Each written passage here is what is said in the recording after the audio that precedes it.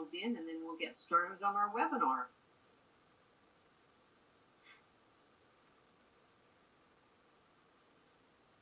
Let's go ahead and get started. My name is Nancy McGee. I'm the VP of Education for the Commemorative Air Force, and this is our Wednesday webinar series. And I am super excited about today's webinar. This one touches me more personally than any of the ones we've done so far, simply because I am first and foremost a scuba diver, and I know that's really hard to think that, yeah, here's this person who works for the Commemorative Air Force, and their big passion is scuba diving, but this is a project that I've been really interested in. If you are a diver, and especially if you're a wreck diver, you are always looking to go to Truk Lagoon, which is kind of the mecca for wreck diving for anybody or anybody who loves history. So I've been diving in Truk, and if you go dive in Truk, you learn about Operation Hailstone. And you know, so many of our history buffs I've never heard of Operation Hailstone. So thankfully, we have an expert with us today. We've got Colin Colburn, who is the lead historian for Project Recover, and he's going to walk us through Operation Hailstone. Not only does Dr. Colburn know this intimately, but he's been to Truk, and this leads really nicely into our next Wednesday webinar. So, Colin, I'm going to go ahead and ask you to introduce yourself to the audience and then take it away. Sure. Hello. Thank you, Nancy, so much, and thanks to the Commemorative Air Force for giving me the chance to talk about Hailstone. Thanks to everyone who's watching live here and who may be watching in the future. As Nancy mentioned, I'm Colin Colborn. I am the lead historian for Project Recover. Briefly, Project Recover is a nonprofit that is focused on finding MIAs around the world using 21st century science and technology. I am also a postdoc researcher at the University of Delaware, which is one of Project Recover's primary partners, along with the Scripps Institution of Oceanography. I received my PhD from the University of Southern Mississippi, and it's in U.S. history with an emphasis on war and society. And I have a master's in war and society as well. And once I got out of grad school, I actually started as a fellow and a historian with the Defense POW MIA Accounting Agency, which is sort of how I got into the accounting mission in general. I went from there and helped West Point build their West Point History of Warfare textbook, and found my way over to Project Recover in 2016. And so I'm actually next month going on my fourth year at Project Recover. This is really special for me to do a presentation on Operation Hailstone. For the last 3 years, I have been spending a lot of my time working with volunteers, our great historians, researchers, and spending time at archives around the world even, studying Operation Hailstone and really all of the wartime experience of Truk Lagoon, as I like to say, because it's Hailstone is really just the beginning. So before I start, a couple of caveats, a couple of things that you'll notice as we go along.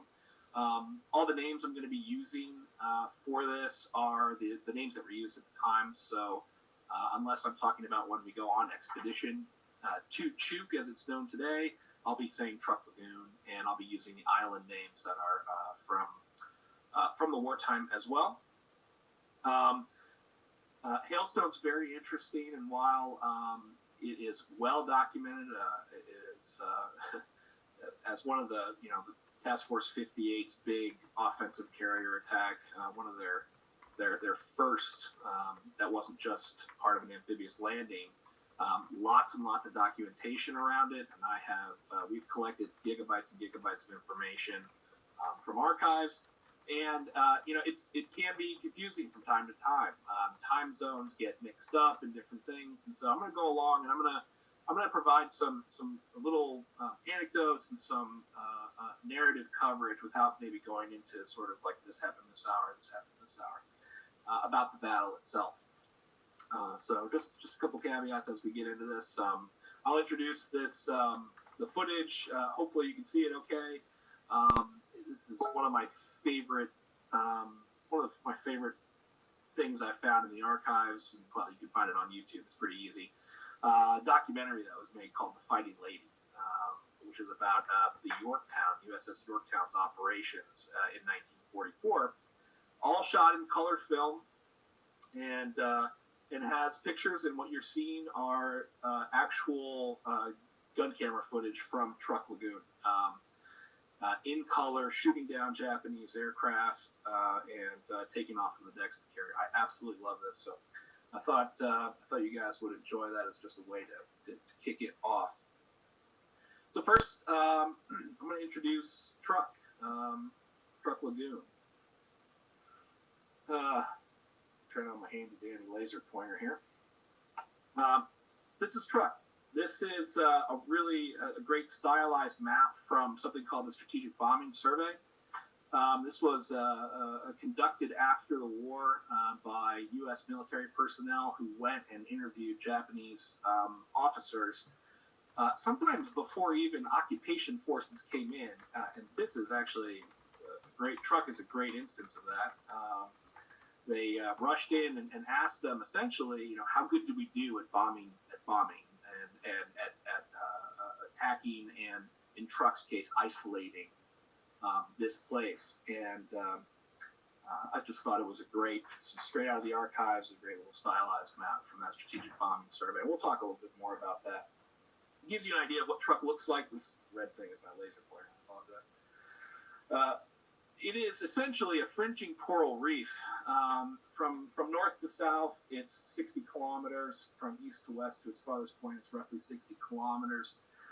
It's 2,000 square kilometers in area. It is a massive lagoon, and it is, on the inside, it has these islands, names that you're going to hear throughout this presentation, like Dublon, Eten, Pfeffin, Moen, and these are called different things today. Toll out to the west. And they're actually large, mountainous, tree-covered islands. As anyone, Nancy had mentioned being at Truk, if I have, I think I might even have some friends from Truk who are watching, which would be great. It is just such a spectacular place to view and to see. We're going, boating from place to place. I can't imagine what the American pilots who had gone there for the first time, would have thought when they were first there. And so we'll talk a little bit more about some of the islands and their importance. But just wanted to introduce to you what Truk looks like. It is a giant lagoon. It's absolutely beautiful. Quick history on the Japanese in Truk. There had been actually Japanese traders, and there's been a Japanese influence in Truk for a long time.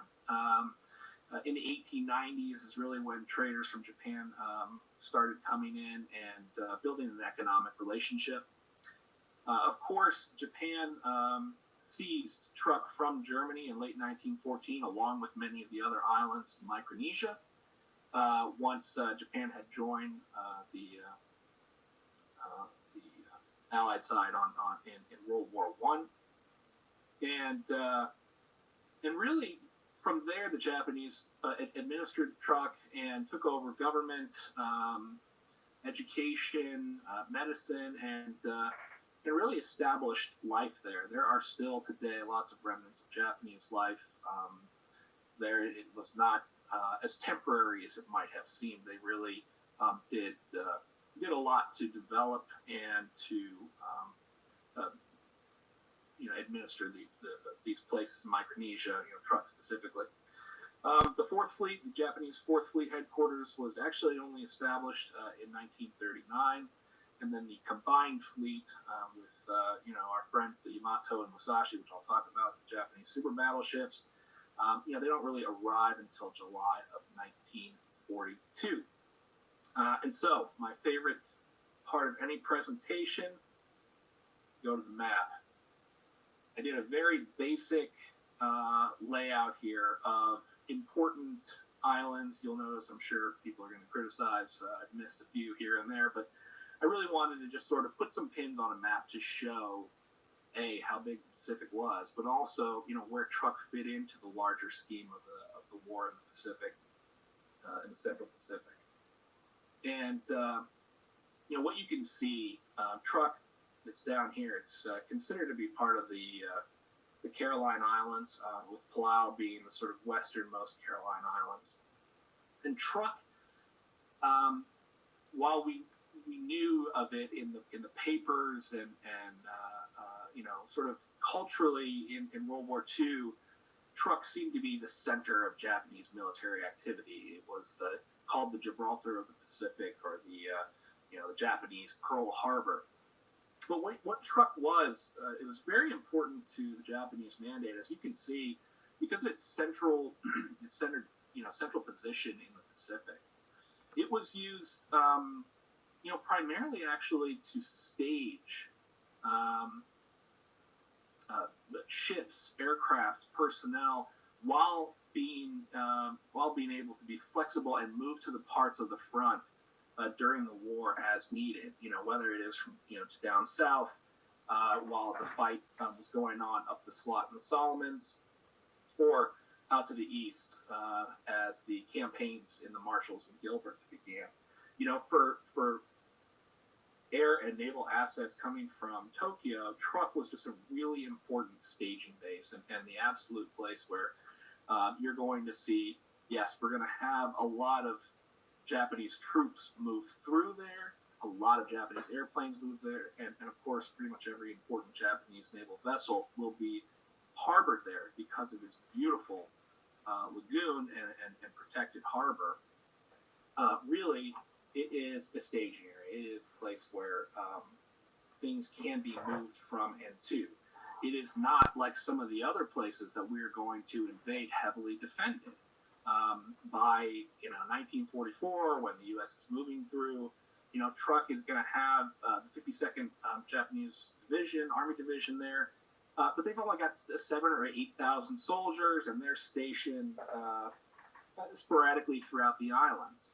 It's got some anti-aircraft, but it's nowhere near as heavily defended as Rabaul was. And so, yes, it was a administrative center for the combined fleet and for the Japanese military, but it also really was just a great area to move stuff to the front as needed. Really, the U.S. Sorry, it's moving some stuff around here. The U.S. had no knowledge of what had been going on in Truk since the First World War. In the intelligence briefings about Truk as they were going in, the pictures for possible landing beaches in case they wanted to do the U.S. wanted to do an amphibious invasion, were actually from British nature photos taken in 1910. And that really was the last time that anyone, any American, had any experience in Truk. The Marine, Pete Ellis, who had been famously going throughout Micronesia and was accused of being a spy, was checking out Japanese bases in Micronesia. He was denied access to Truk in the 1920s. And so really, Truk, we just didn't know what it was. And it was kind of a mystery. And because of that, it was built up. And because it had appeared in intelligence briefings and so on, it was built up over time to be this big Gibraltar of the Pacific. And the Japanese Navy was there, of course. A great photo that I love to see out there is the Musashi and the Yamato, the two Japanese super battleships that are at anchor here, just south of Dublin. Really, Truk was a place where after Japanese defeats or even victories, they would come back through Truk, and as we have found doing a lot of side scan sonar survey looking for missing aircraft, we have found a lot of signs of Japanese everyday life sake bottles and all the other kinds of things that you find down there, dishes and cups and silverware, and just all the signs that the Japanese were very active there. And I always think about sort of in 1943 or 1942 after the Battle of Santa Cruz, and the Japanese Navy has just sank the USS Hornet, and they came back to this beautiful place in Truk, and it probably seemed like a paradise in many ways. And by 1944, that is going to definitely change. So I want to do a quick overview of what the Japanese have there, what military bases and units are here. And this is not, of course, showing everything. Today I'm not going to have a chance to really talk about every single target, every single island, and what was on it.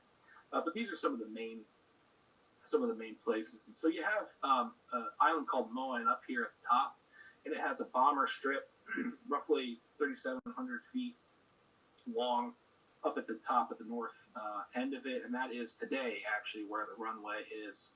After the war, the U.S. made this island the primary island for operations. And I might have hang on a second.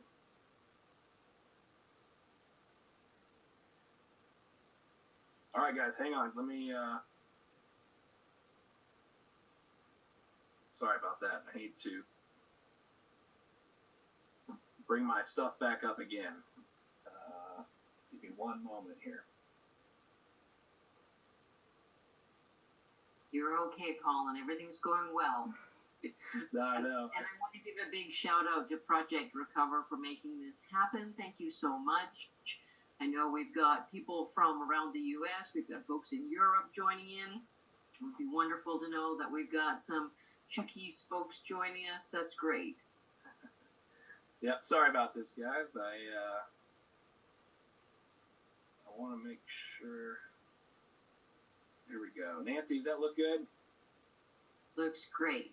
Okay, great. Sorry about that. I've got these videos in my presentation here, so it's a big PowerPoint. So anyway, I'm gonna get through here. So we have Moen up top here. It also has a seaplane base down in the south end, and that, of course, is going to be well known to the scuba divers who have gone to Truk.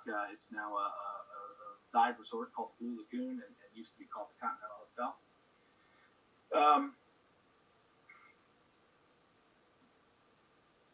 Go. Out to the west here, we have Param, and that was a fighter strip that was built 3,900 feet long. Not as complex as Eten over here, or Moen, as we just talked about, but definitely a spot of interest, and we'll talk about how that's going to play a part later on in 1944 as well. Over here to the east, right south of, actually, let's talk about Dublin. Dublin here is the main administrative center for the Japanese in Truk. It is where the 4th Fleet headquarters is. The Combined Fleet has its own headquarters there. There is a seaplane base, submarine base. I'm going to talk more about it here in a little bit. But this is the administrative center. And it has, of course, a seaplane base down here on the south side. Eten over here, just south of Dublin. And sorry again, I know the island names can get a little confusing, but I'll just try to use repetition. We'll get them through here. Eten is essentially an aircraft carrier built out of land. It is there's a small mountain remaining, but they carved an entire runway into this island. Not entire runway, an entire air base into this island. And even today, it's still amazing to see. Of course, I mentioned the 52nd Division was stationed there. There was Army aircraft, Navy aircraft. And so what kind of aircraft were at Truk? I could not even put all of the aircraft, anywhere near all the aircraft that were at Truk, because, again, it was a place where aircraft moved through. And so after the war, during the strategic bombing survey, the Japanese were listing off the types of aircraft that had been stationed there, and they got to 30 or 40 types, and basically everything that they flew came through there. On the screen here, I have a Betty They had the big four-engine float planes, Emily and Mavis. And then instead of just putting a zero up here, I thought I'd put the zero float plane, the Roof, Allied codename Roof, which actually got into some dogfights during the battle. And then this is a Judy that was photographs were taken during the war that I found in an archive of this Judy wrecked out in one of the coral reefs. And so this is just a small sampling of some of the more common airplanes that you'll see at Truk during that time. And so, again, Army planes, Navy planes, they're all represented. And so, 1944, let's introduce, what the U.S. is doing. In early 1944, at the beginning of 1944, Task Force 58 is officially formed out of what had been Task Force 50 at the time. This is a beautiful photo of Task Force 58 at Majuro in 1944. Task Force 58 was, basically the strongest offensive naval fighting force that the U.S. had at the time. And starting with the Flintlock operation, which was to capture Kwajalein and Roy Moore, Task Force 58 began its expeditionary and offensive operations, and it was led by Rear Admiral Mark Mitcher. This photo obviously is very famous. There's another one later at Ulithi Atoll with even more ships, and it's famously called the Murderer's Row. The Essex-class carriers had just started rolling out, and so the U.S., with its industrial might, was really starting to become an offensive power by late 1943 and early 1944. So what are the kind of American aircraft that we're going to see at Truk? And pretty simple here. Unlike the Japanese, who had been using Truk to stage everything, U.S. carriers operated with, of course, the F6F3 Hellcat as its main fighter, the Avenger, TBF. We had TBF-1s, TBF-1Cs, and TBM-1Cs for those Avenger experts out there who like the variants. Lots of different variants were used. As we have found out, Project Recover, since we found an Avenger out there and have been working to identify it. The SPD Dauntless dive bomber was the most used dive bomber by these carriers, and this is a beautiful photo of that of an SPD over Dublin here at Truk. A lot of great shots of SPDs. They like to take photographs out of there, and then the Bunker Hill was operating SB-2Cs, the first unit to operate the Helldiver off the Bunker Hill. And so these are the aircraft that you're going to be seeing at Truk for these raids. And so I'm going to talk a little bit about the makeup of Task Force 58, what it looked like, and what we're looking at here. Of course, a lot of stuff on the screen here, I know. I wanted to put up sort of the breakdown of aircraft for those of you who are interested in what they were each flying with.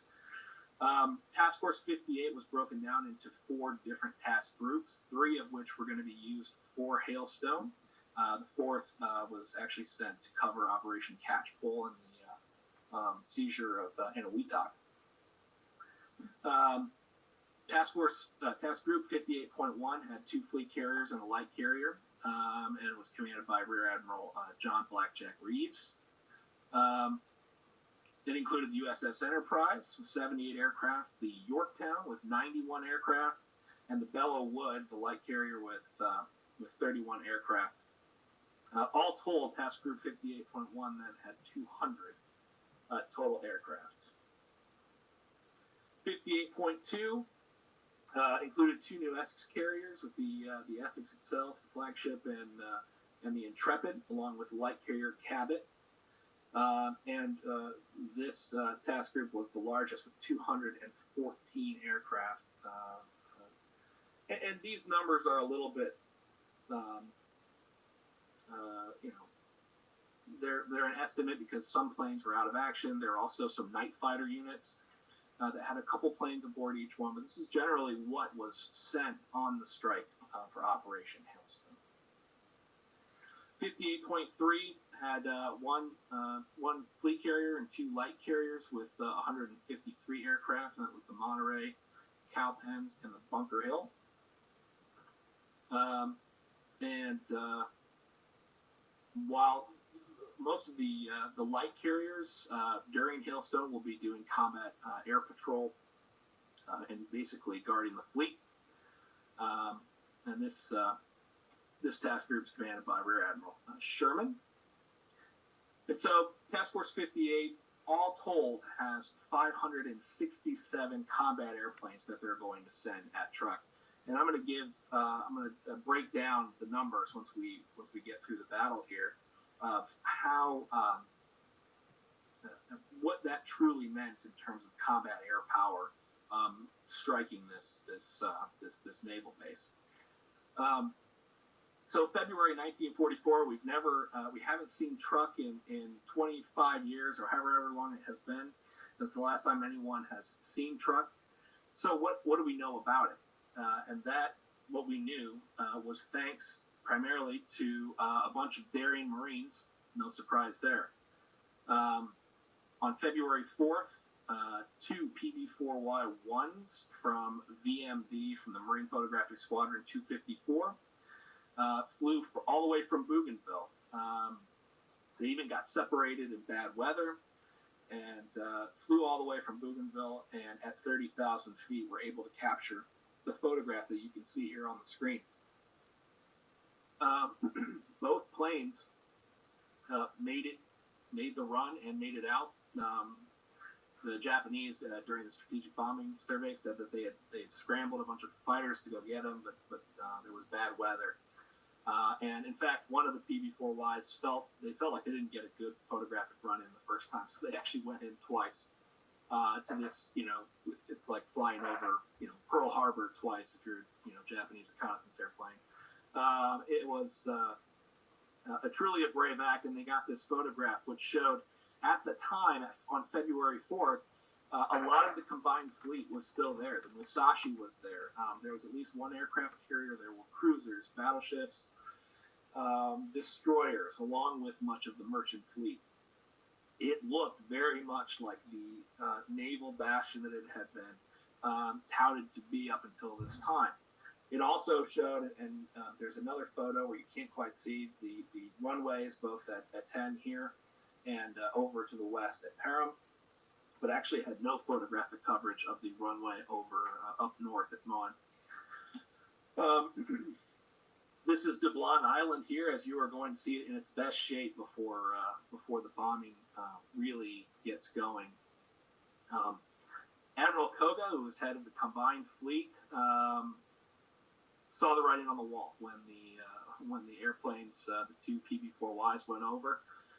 Recognized that it was time, probably, especially with the recent Kwajalein operation and a WETOC under threat, that it was time to go. And so they actually, shortly thereafter, by February 10th, had pulled out most of the combat ships the Musashi went back to Japan, the rest of the fleet went to Palau. But still in Truk is a lot of ships that couldn't make it out because of weather, and ships that are under repair and or need repairs, and then ships that are just transiting through. And so once the Americans arrive over Truk Lagoon on February 17th local time, there's going to be plenty of targets.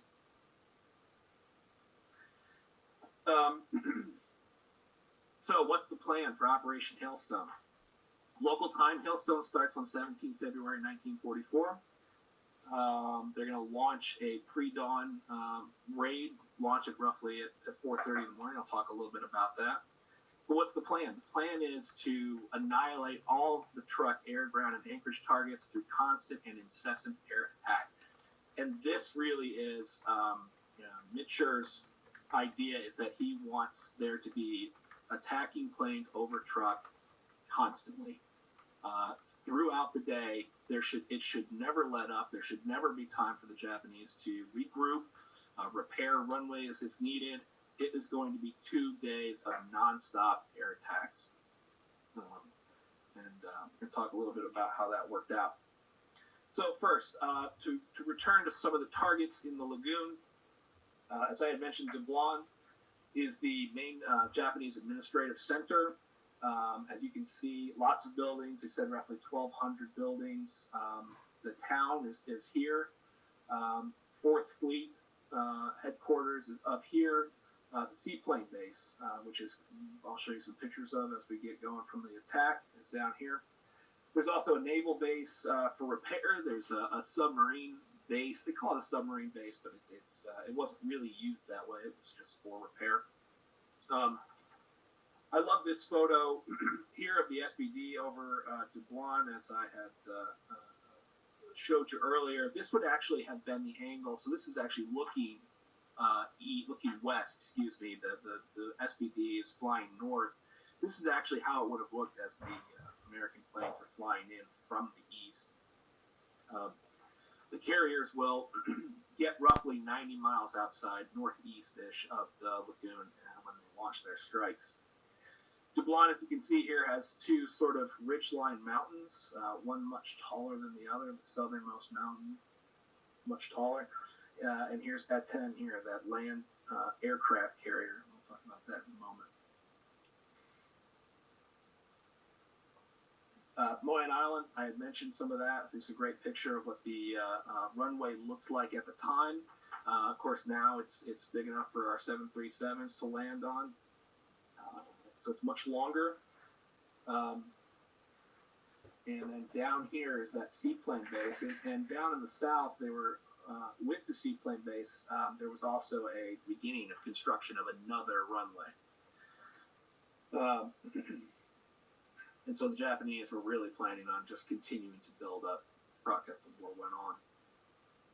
At 10, again, small mountain off to the south here, but a very large runway with revetments and buildings. A lot of airplanes were stationed here.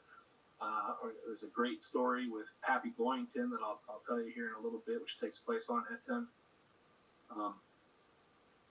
And finally, Param, which is mostly a fighter base, and it's has some groups of buildings off to the northwest, and that's really not going to be as much of a target for the February attacks for Operation Hailstone. But when we talk about the April attacks, which I'll only briefly mention, Param becomes a very deadly place for American pilots. Okay. So we have the start of Operation Hailstone. Like as I mentioned, in the morning, Mitchell wanted 72 Hellcats to be the first planes over Truk. They were to be essentially the first wave that would destroy any and all Japanese resistance, air resistance specifically. And that first wave was led by Lieutenant Commander William Killer Kane of the VF-10, the Grim Reapers off the Enterprise. They left at roughly 4 in the morning and arrived just at sunrise. They did not achieve complete surprise. I think the Japanese were surprised in the strategic bombing survey. Some of the officers mentioned that one plane had gone missing the day before, so they had an inkling that something was going on. There were aircraft that met our Hellcats in the air, and so we think that the Japanese had roughly 45 minutes of notice. Not a whole lot. There's an apocryphal story excuse me, about Japanese pilots bailing out of their airplanes in pajamas, having been completely caught off guard. I can't confirm that is what they said in some of the action reports. Some of the Japanese officers and pilots may have been on Dublin and needed to transport, take the small ferry over to Etienne to get to their planes, I'm sure. A really interesting story about this morning. It just so happened on this very morning that a transport plane from Rabaul arrived in Truk at the very moment that Hellcats are beginning to come over and start attacking the lagoon. On board this transport plane are American POWs, and it lands at 10. And in that group of POWs is Major Pappy Boyington, the Gregory Boyington, who was a famous Corsair pilot, Marine Corsair pilot in the Solomons, and had been shot down over Rabaul and captured, taken as POW. And they literally land at Truk when the flight is coming over, the Hellcats are coming in, and they're immediately thrown in a revetment on A-10. And I'm going to show you some pictures of A-10 and how destroyed it was, and yet somehow those POWs survived. Really phenomenal story. The Hellcats, let's see here.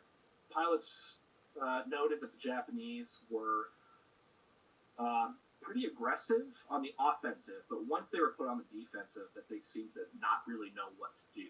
I don't know if this is training, the plane ability. It's not really clear at that time. There were still good pilots left for the Japanese at the time. Whether or not they were at Truk, we don't know. I'll mention this a little bit later. It's believed 129 Japanese aircraft do get airborne during this operation.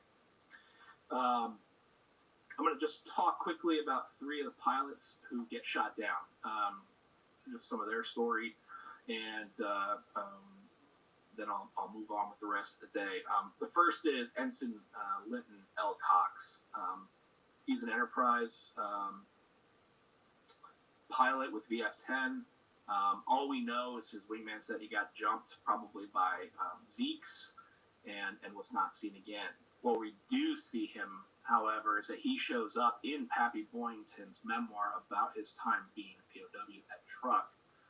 And Pappy Boyington mentions that there was someone who had been captured and brought in, and that he was delirious, and he kept saying Cox reporting for duty or Cox reporting for the watch.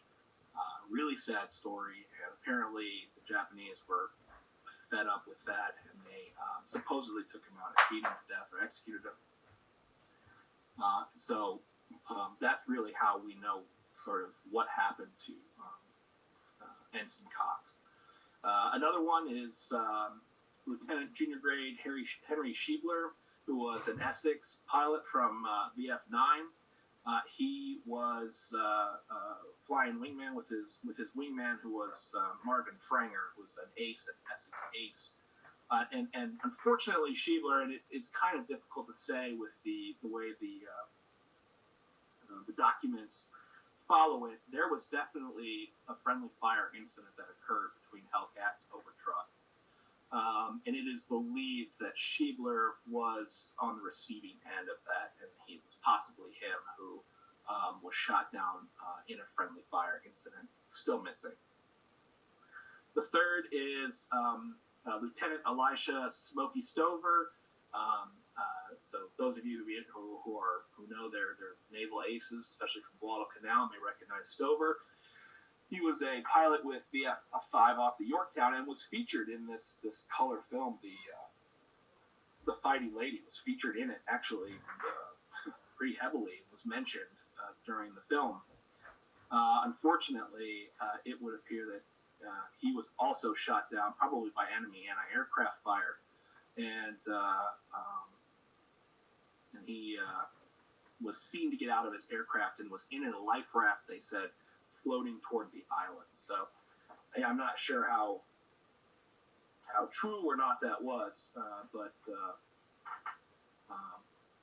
those are three of the missing that we have just from that morning, just from that initial strike. So during the day, here's a great photo of the seaplane base. What I really want to point out here, look at all the airplanes at the seaplane base on Dublin here. I mean, there are probably 75, maybe 100. You have 4-engine, I can't tell, Emily's, maybe Mavis. Lots of seaplanes here. These were not insubstantial bases. These had a lot of Japanese aircraft.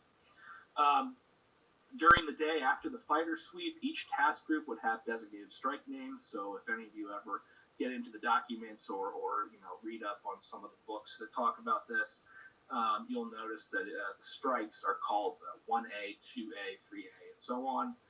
And that's actually listed by task group. So 58.1 was 1A, 1B, 1C every 2 hours. And so that made sure that while planes were just coming off station, more planes were arriving, as we had mentioned earlier about the continuous strikes. Great picture of Et-10 there on fire. Here's Et-10 down here. Ships are all picking up, doing their best to just get going and try to get movement. Again, many of these are under repair. Some of them are it takes a little while to get the anchor up. They're dragging the anchors. They're dropping their anchors as the Americans are coming over top. This is the Ikoko Maru. This guy right here. Very identifiable and famous ship. And I'm going to flip to the next frame here. And so Ikoko Maru was a attack transport. It was sort of a combined freighter passenger liner. It had just arrived actually the night before. It was heavily laden with ammunition, mines, bombs, torpedoes. It had even been it had soldiers aboard. It was transporting soldiers. There's even a less small barge landing craft right after the ship that you can see that had been transporting soldiers back and forth. During Strike 2 Bravo 2B, which happened roughly mid-morning, and that was a strike that involved the USS Intrepid. Flight of Avengers came in, and they, of course, spotted all these targets in the lagoon and came around to attack them. One of those Avengers was piloted by a Lieutenant Edwin Bridges, who was flying a TBM-1C with the Intrepid, with VT-10, the Buzzard Brigade. I like this photo particularly because there is a plane here that is actively diving. Can we say he's diving on this ship? No, we don't even know if he's diving away or toward. But the next photograph taken of this area, as you'll see, someone has hit the Ikoko Maru. Let me turn off the laser pointer here. So this is a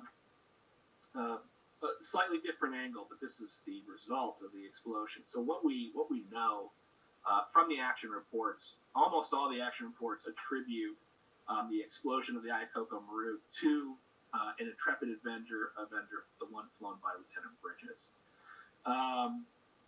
Japanese reports and local reports differ a little bit in what happened. They report an initial explosion, a much larger subsequent explosion. However, it is believed that Bridges had gone in too low when he dropped his bomb, successfully hit this ammunition, the ship that is packed to the brim with ammunition, and unfortunately just blew the ship up and blew up with it. And this here, in the actual photograph from the archives, is pointed out to be, is said to be his airplane flying out of control. Until very recently, actually, we had no sort of, outside of that one photograph, we had no real proof of this or a witness who had stated that they saw an airplane emerge. Until recently, we actually got a letter provided by the family, and it said from a witness that saw it that it saw Bridges' plane fluttering down out of control. And so it was believed to have been, of course, sort of knocked out of control by the explosion and uncontrollable and then crashed from there. And then I actually have another. And so there's actually a sequence of 4 or so photos of this happening, and you can see this object off to the right sort of fluttering down. So these strikes go on during the day for up until roughly 5 or 6 o'clock when they finally depart. But Mitcher knows that that's not going to be the end of it, even for the day, so to speak. Now, what the Hellcats had done, once they had basically shot down everything that was flying, and that had been completed by noon or so. There was no more Japanese opposition. They switched to strafing either ships or airfields, and then they also were armed with delayed 12-hour delayed fuse bombs, and that's going to come in. Those are going to come in handy. That was done, obviously. They were dropped on runways to prevent them from being repaired overnight. That night, VT-10, the Buzzard Brigade, led by Commander William Martin, they had been training ever since early or late 1943. They had been training to do night radar-guided bombing.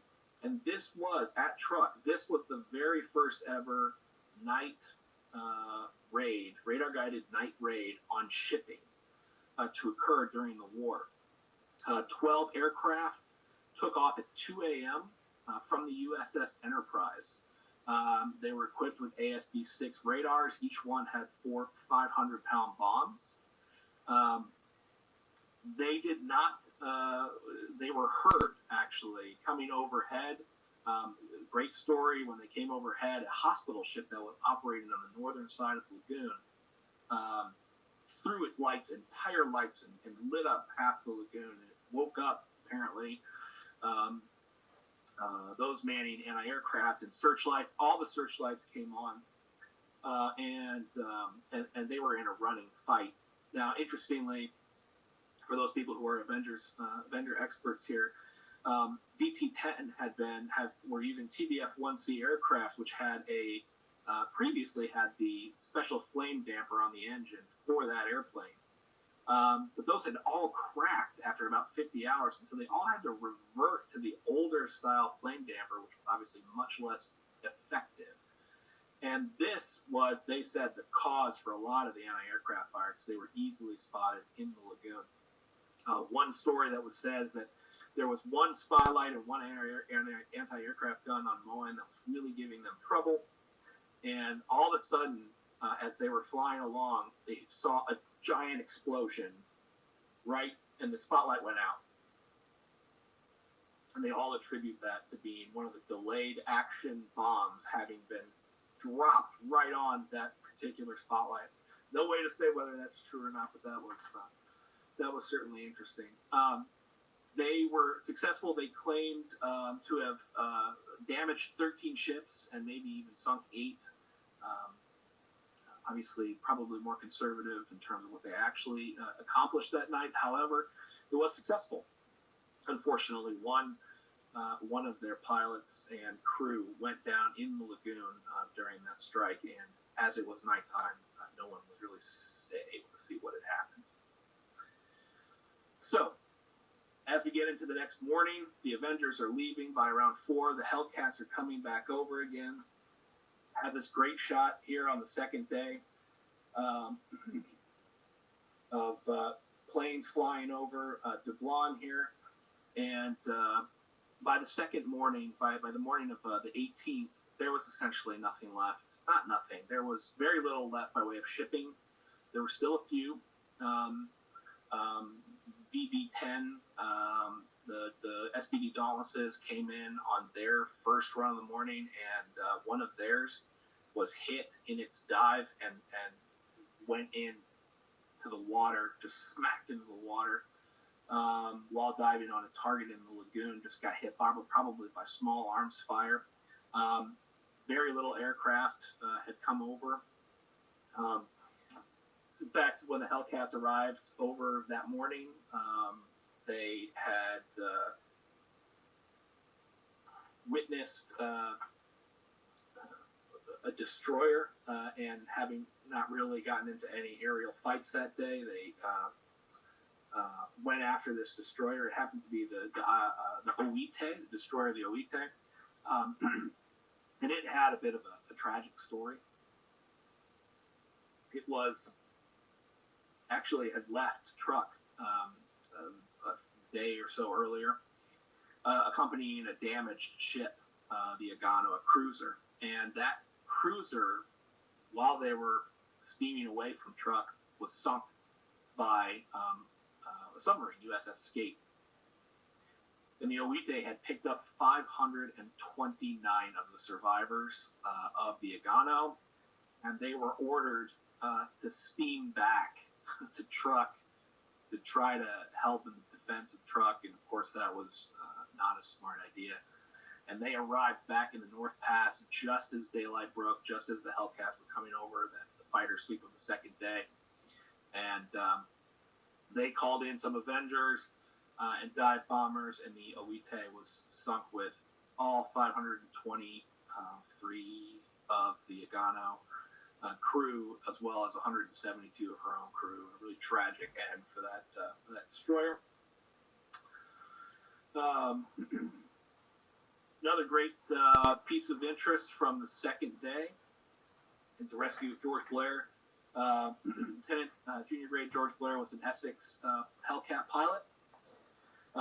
They were, they couldn't find anything to hit from their original targets, so because of course the lagoon was pretty much empty by that point in time.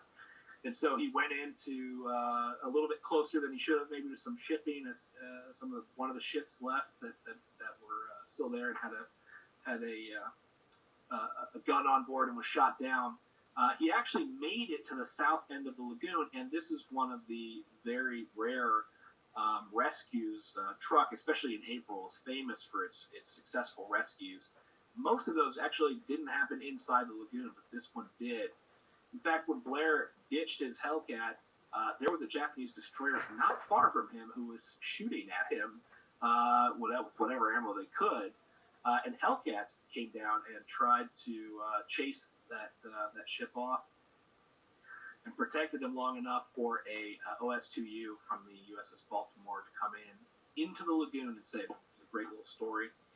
And this is them pulling back up to the USS Baltimore. Because most of everything was damaged, destroyed, all the targets had been hit, the strike Hailstone was officially called off and concluded at roughly noon on the second day. And the last thing that they did was they hit the 4 fuel tanks on Dublin. They obviously had preserved those, did a very good job at preserving those up until the last day. And here's a great photo of once they finally did hit them, and you can see why they waited, as it obscured most of the island. So, as Hailstone is concluded, what does it look like by the numbers? Well, 30 different strikes from Task Force 58, representing 1,407 sorties during the 2-day, really 1.5-day battle. Enemy aircraft observed in the air and on the ground are 315, 129 of which made it into the air, and 186 on the ground, almost all destroyed. Damage to Japanese shipping in the photographs, 55 total vessels were observed in the lagoon, some as small as barges. And they estimate that they sank 25 and damaged 16. And so what was the cost of the operation? 13 pilots and 13 air crew, 26 Americans, 8 fighters, 6 torpedo bombers, and 3 dive bombers. How many of those are MIAs potentially in the lagoon that we at Project Recover are looking for? For day 1, 8 aircraft and 14 crew, and for day 2, 3 aircraft and 8 crew. Overnight, between the 17th and 18th, while the Buzzard Brigade was out doing its thing, USS Intrepid had come under attack by a Japanese Kate torpedo bomber, which had launched a torpedo and struck the USS Intrepid, and they actually lost 5 MIA and 6 KIA, and were taken out of the battle completely. And so that is the end of Operation Hailstone, but Hailstone was not the end of American activity there. And so the wonderfully fun name of Operation Post-Desecrate 2, which was ships coming back from Palau and Hollandia to strike Truk, happened in April. at the end of April 1944. That is not a named operation that most people know about, and we lost more planes then, way more planes then than during Hailstone. And bad weather was a bad weather. Really, it's low cloud ceiling was really what part of the problem was with that. And that's when you see the rescues by the USS Tang, where they have 9 airmen aboard one single OS-2U that's trying to taxi out to the submarine who have been rescued. And for Truk, the bombing continues throughout the war. At least once or twice a week, US B-24s, either from the Solomons, Papua New Guinea, or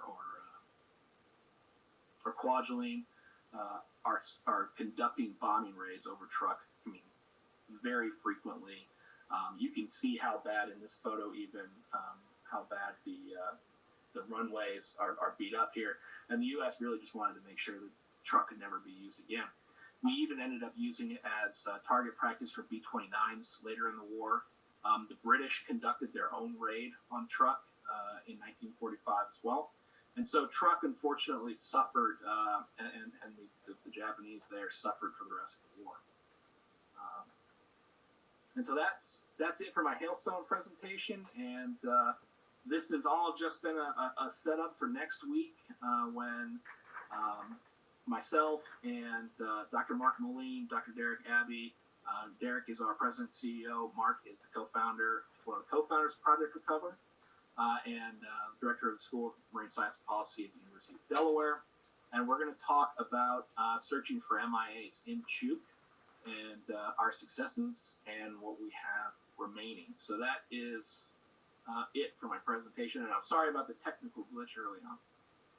No worries, Colin. That was fantastic. And you have quite a few images there that I had never seen before. It's just a fascinating story. I also had not heard of Operation Desecration, too, so that was really interesting. Great. I know that Leah, our voice of God, our VP of marketing, is behind the scenes here, and she's probably got some questions that have come in from our audience. So, Leah, would you go ahead and read those out for us, please? So, one person asked, what is the name of the West Point book, your West Point book? Oh, yeah, it's called The West Point History of Warfare. And you can find print versions of certain sections of it. So there's a print version of the West Point history of the Civil War and the West Point history of World War II in 2 parts. Okay, and one of the other questions, which I think we might go into a little bit in the next webinar, is what's the effect on the environment with all this fuel and oil and having so many people having dived into this area, familiar with underwater oceans? What kind of effect did this have on the reefs and everything like that? Well, certainly the battle itself really put a hard strain on the food supply for the rest of the war, right? So then the 25 vessels, however many were sunk, I think today they're wrecks of, Nancy probably helped me out, 40, 50 Japanese vessels. And all of those, not all of them, but many of them are leaking oil, leaking explosives. And so fishing and, the Japanese who are stuck there, along with the local population, they need to eat for the rest of the war. And they are, that really has a big impact because the food becomes scarce, the water is toxic. Truk is also experiencing, of course, the same events, bleaching events that you see around the world from the warming of the water. And there are still ships that are still leaking fuel into the water, and so you can still fish out there. It's the water is generally safe now, but certainly after the war, it was really rough, or during the war, it was really rough. Colin, what struck me when I was diving there was these vessels that were built for destruction really are at peace underwater.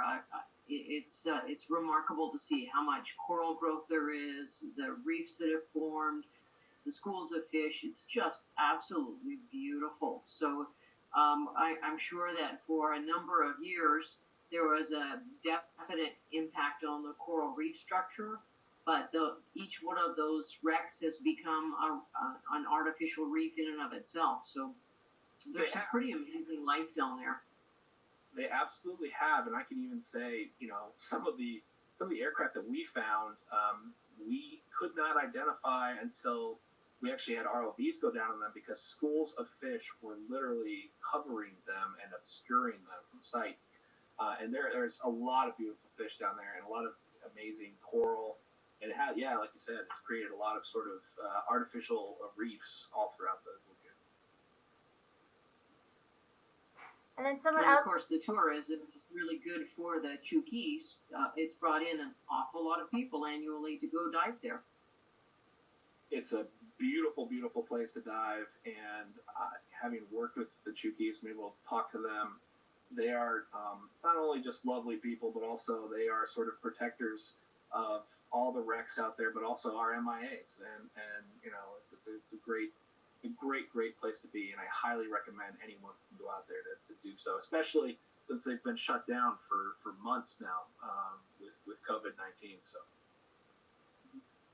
Okay, one of the other questions is, given the impact that this had between, Japan and the U.S., how come we don't hear about this as much as we hear about some of the other battles and conflicts that happened? Yeah, that's a great question. I've been trying to, especially as we learned, I'll be totally honest with you. When we started this research, we knew that there were a couple of airplanes. We had some pretty good ideas where they could be in the lagoon. And that's where we started. We said, I wonder if there's anything else here of interest. And then all of a sudden it was plane after plane after plane. 30 to 35 airplanes inside the lagoon still. And most people, not only do most people not know that, most people in Truk, even the general belief is that all the pilots were able to get and ditch outside of the lagoon. And so I think in memory, the fact that we didn't raid and have an amphibious landing at Truk, and therefore there wasn't great loss of life, I think that's really why Truk isn't really in our sort of our World War II knowledge set, if you will. Yeah, I majored in history, went to a decent university, and never heard about that. And even one of my professors was involved in the raid on Truk. And yet it's just a story that very few people have heard of, and I don't know why, because it's fascinating, and one of the reasons why I wanted to bring it to our CAF audience. I 100% agree. I wish that we could have been doing this research when all the pilots were still around who flew these missions too. That would have been great, and I love learning about it, to be honest. I feel like there's Hailstone, most people don't know about Hailstone. Post-Desecrate 2, even worse. Nobody knows about that one, so. Okay, and another question is, where does someone go? What are some good resources if people want to learn more about this, pictures and videos and stuff that you've covered here? Where can they go to look for that? It's a great question. So, a lot of what I have, we've done a lot of research at the archive, so that's how I've gotten a lot of these photos. What I can't say is, I hate to, make a plug, fold3.com has a lot of great, you can look at all the carrier action reports on fold3.com. You can look at some of the photos, although they're in black and white, sort of scanned on fold3.com. Air Force has great photos, really detailed photos of the islands and stuff, from all the raids that were conducted over the war. And a lot of the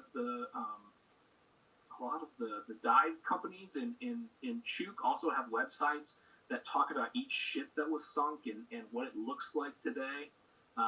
Really great diving community that is really passionate about those ships. You can learn a lot about that.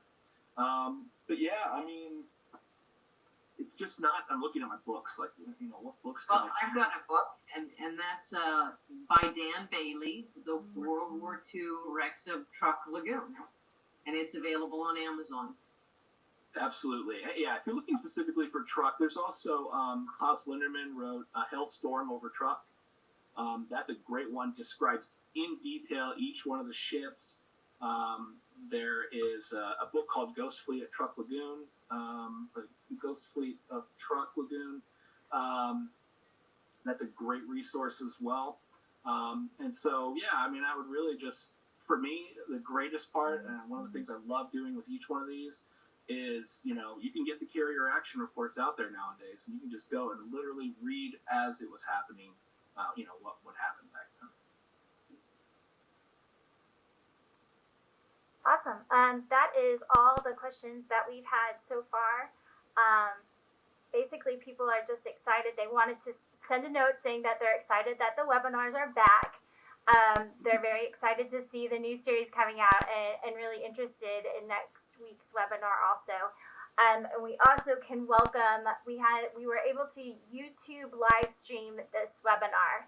So hello to all of the people who are watching via YouTube. So we've got a whole new group of people watching, which is really great. Excellent. Leah, thank you for handling all of that behind the scenes. Colin Colburn, thank you so very much for your time today. And I can't wait until next week when we get to talk about the finding of planes and the repatriating of some of our service people from Truk. So that's going to be a great webinar on June 17th at 3 p.m. Central Time. Thank you so much for having me. And if anyone comes up with questions, ask me next week too. And I'm very excited to show what we've been able to find, some of these guys that I've even talked about in this webinar. Yeah, in fact, will you have some footage that will show that, the answer to that question? What does it look like there now? And is it really damaged from all the toxicity? Yeah. Oh, yeah. Sure. We will definitely set up some footage. We have lots of ROV footage we can bring up. I even was going to put it in my presentation. We've got footage of us just on a boat driving through, the lagoon, and you can just see what it looks like out there and how amazing it is. But yeah, we'll bring lots of great footage underwater for you. Excellent. Sounds great. Thank you so much again, Colin, and thanks to Project Recover, and we look forward to next week. Thank you.